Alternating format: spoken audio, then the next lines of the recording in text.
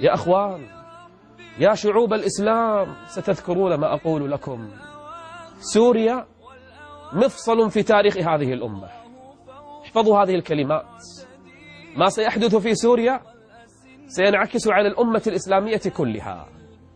ولهذا كما ترون إيران بثقلها كله مع سوريا، حزب الله يرسل الجيوش إلى سوريا، الناس تنتقل من العراق أفواجا، باصات بالشهود ينتقلون مما يسمى جيش المهدي إلى سوريا. حتى أهل الخليج أذناب إيران يتكلمون دفاعا عن النظام السوري. تدرون ليش؟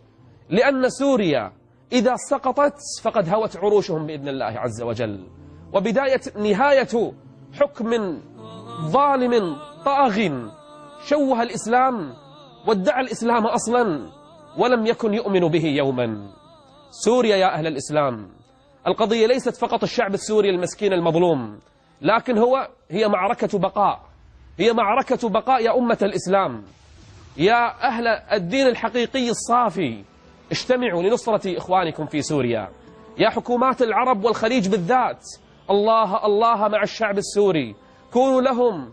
وإلا والله لو انتصر أعداء الله عز وجل، وأن لهم أن ينتصروا، لانقضوا عليكم وفعلوا ما فعلوا بالسوريين فيكم يا أهل الخليج. يفعلون مثل ما يحاصرون الآن أهل دماج، سوف يفعلون مع أهل الإسلام أكثر من هذا. لكن أن لهم هذا؟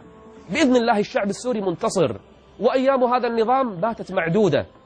ولينتبه كل من وقف معه بأن الدائرة ستدور عليه، وأن المسلمين بعد نهايتنا بإذن الله عز وجل بالقضاء على هذه الزمرة في سوريا ستتغير أوراق كثيرة، وستنكشف رؤوس كثيرة، وسيبدأ المسلمون بجعل أولوية أخرى بعد سوريا.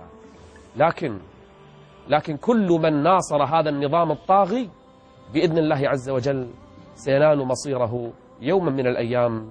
اللهم انصر سوريا وشعب سوريا الحر على كل ظالم طاغية مستبد.